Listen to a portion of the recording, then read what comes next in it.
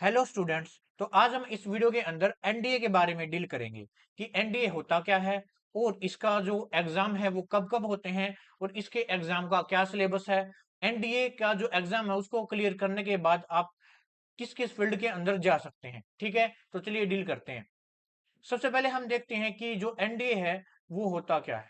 ठीक है, एनडीए होता क्या है देख लेते हैं भाई।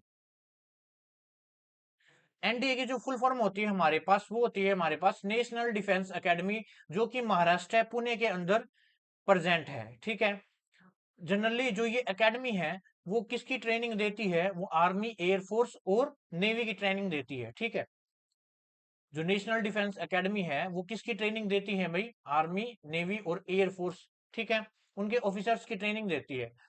जो एनडीए का एग्जाम है वो कंडक्ट कौन कराता है, जो यूपीएससी होता है, जो हमारे पास यूनियन पब्लिक सर्विस कमीशन होता है, उसके पास ये दिया गया है कि जो एनडीए का एग्जाम है वो कंडक्ट करवाए। ठीक है, नेक्स्ट देख लेते हैं कि कौन कौन इसको अप्लाई कर सकता है, इसकी एलिजिबिलिटी क्या है। ठीक है, सबसे पहली एलिजिबिलिटी है भाई, जो हमारे पास जो कैंडिडेट्स है वो इंडियन सिटीजन होना चाहिए। ठीक है, उसके बाद जो ट्वेल्थ है, आपके पास ट्वेल्थ अपीयरिंग हो, यानी अगर आप ट्वेल्थ कर रहे हैं तो भी आप इसको अप्लाई कर सकते हैं, और अगर ट्वेल्थ हो चुकी है, पास आउट हो चुके हैं, तो भी आप इसको अप्लाई कर सकते। ठीक है, और जो एज है वो लगभग 16.5 से लेकर 19.5 ईयर्स तक आप कर सकते हैं इसको अप्लाई। ठीक है, और कौन कौन से जो स्ट्रीम है, यानी प्लस वन प्लस टू के अंदर कौन सी स्ट्रीम के बच्चे इसको अप्लाई कर सकते हैं। तो अगर आप आर्मी के लिए अप्लाई कर रहे हैं तो सिर्फ कोई भी स्ट्रीम चल सकती है, चाहे आप आर्ट्स से हो या कॉमर्स से हो या साइंस से हो या मेडिकल नॉन मेडिकल। ठीक है, किसी भी स्ट्रीम से हो। अगर आप आर्मी के लिए अप्लाई कर रहे हो तो आप किसी भी स्ट्रीम हो सकती है आपकी, लेकिन अगर आप स्पेशली एयरफोर्स और नेवी के लिए अप्लाई कर रहे हैं तो आपके पास ट्वेल्थ के अंदर आपके पास नॉन मेडिकल होना जरूरी है, यानी उसके अंदर आपके पास फिजिक्स और मैथ होना ही चाहिए। ठीक है, आपके पास साइंस होना चाहिए अगर आप नेवी या एयरफोर्स के लिए अप्लाई कर रहे हैं। नेक्स्ट देख लेते हैं। अब एग्जाम पैटर्न क्या होता है भाई, देखो भाई, बेसिकली जो इसके अंदर एनडीए के अंदर दो एग्जाम होते हैं। ठीक है, आपके दो पेपर लिए जाएंगे। पेपर वन, जो इसके अंदर पेपर वन होता है, जो पेपर वन होता है उसके अंदर सिर्फ आपके पास क्या आएगा, मैथमेटिक्स आएगा। ठीक है, पेपर वन के अंदर क्या आता है, सिर्फ मैथमेटिक्स आएगा, और जो टोटल मार्क्स है वो 300 मार्क्स का पेपर होता है, क्वेश्चन होते हैं हमारे पास 120।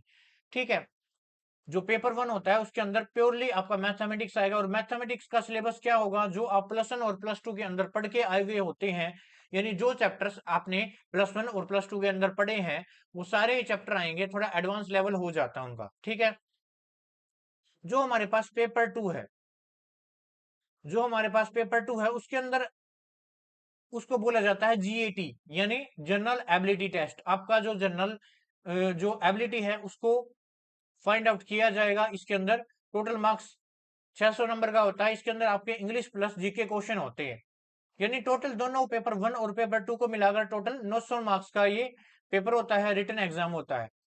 अब पेपर टू के अंदर क्या क्या आता है, देखो मैंने बता दिया था, इसके अंदर इंग्लिश आएगी आपकी, और जो जीके आएगी। और जीके के अंदर क्या क्या हो सकते हैं, जीके के अंदर सब्जेक्ट हो सकते हैं आपके, फिजिक्स होगा, केमिस्ट्री होगा, बायोलॉजी, हिस्ट्री, जियोग्राफी और करंट अफेयर्स होगा।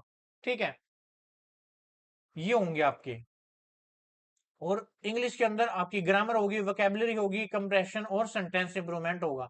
अब जो ये साइंस होगी, फिजिक्स, केमिस्ट्री, जो आप प्लस वन प्लस टू और छोटी क्लासेस के अंदर पढ़ के आए हुए होते हैं वो आपकी होगी। ठीक है, तो ये हो गया हमारे पास पेपर वन। पेपर वन के अंदर हमारे पास ओनली क्या आता है, हमारे पास मैथमेटिक्स आता है। और पेपर टू जिसको हम जीएटी बोलते हैं, उसके अंदर आपकी इंग्लिश आएगी और साथ में जनरल नॉलेज, जनरल नॉलेज के अंदर आपके ये सब्जेक्ट आएंगे।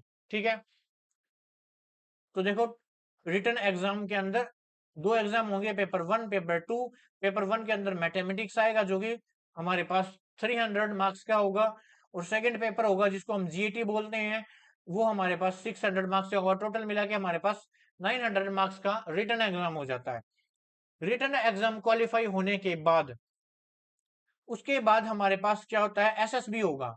एसएसबी क्या होता है, ये होता है सर्विस सिलेक्शन बोर्ड, यानी आपकी जो हॉबीज हैं, यानी आपके अंदर क्या क्या क्वालिटीज हैं रिटन एग्जाम के अलावा, वो यानी आपके अंदर लीडरशिप की भावना है या नहीं है, वो आपकी चेक की जाएगी। जो एसएसबी होता है, जो एसएसबी होता है जनरली वो आपका 5 डेज चलता है।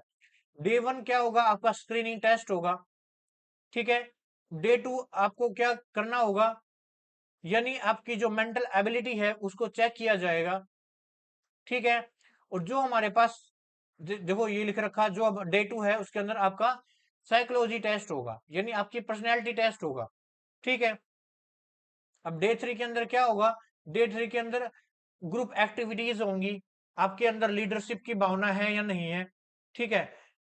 और नेक्स्ट डे जो डे 5 होता है उसके अंदर आपको क्या किया जाएगा, जो पर्सनल इंटरव्यू लिया जाएगा आपका, ठीक है। और जो फाइनल आपका जो जैसे रिटर्न एग्जाम हो गया और एसएसबी के आधार पर आपके फाइनल मार्क्स किए जाएंगे, ठीक है। जनरली जो एसएसबी होता है उसके अंदर आपको क्या चेक किया जाता है, कॉन्फिडेंस, लीडरशिप की भावना है, आपकी कम्युनिकेशन स्किल, क्या चेक किया जाएगा बताओ, कॉन्फिडेंस, लीडरशिप, आपकी कम्युनिकेशन स्किल अच्छी है या नहीं है, आपका डिसिप्लिन कैसा है, डिसीजन मेकिंग कैपेसिटी आपके अंदर कैसी है, आप टीम वर्क के कर सकते हो या नहीं कर सकते, आपका एटीट्यूड कैसा है, पॉजिटिव एटीट्यूड के साथ आप चलते हैं या फिर आपका एटीट्यूड नेगेटिव है, आप किस तरीके से सोचते हैं, ठीक है। तो आपके अंदर इसके अंदर क्या होगा, जिस प्रोसेस मैंने बता दिए, देखो ओवरऑल प्रोसेस क्या होती है। सबसे पहले आपको ऑनलाइन अप्लाई करना होता है और फिर आपका रिटर्न एग्जाम होता है। रिटर्न एग्जाम के अंदर आपके 2 पेपर होंगे, पेपर 1 और पेपर 2। पेपर 1 होता है आपका मैथमेटिक्स, पेपर 2 जीएटी होता है, नेक्स्ट एसएसबी होता है, उसके बाद medical examination, final merit merit list बनती है, फिर आपको सर्विस अलॉटमेंट हो जाती है, उसके बाद ट्रेनिंग की जाती है अकेडमी के अंदर, जो नेशनल डिफेंस अकेडमी है उसके अंदर आपकी ट्रेनिंग होगी, जो कि हमारे पास महाराष्ट्र पुणे के अंदर प्रेजेंट है। बाद में आपको आपकी पोस्ट दे दी जाएगी, ठीक है, बाद में आप एलिजिबल हो जाओगे। तो ये प्रोसेस होता है भाई एनडीए का, ठीक है। तो आज की वीडियो के अंदर इतना ही था, बाकी फिर कभी वीडियो के अंदर कुछ नया टॉपिक्स लेकर आपके साथ मिलेंगे, तब तक के लिए थैंक यू।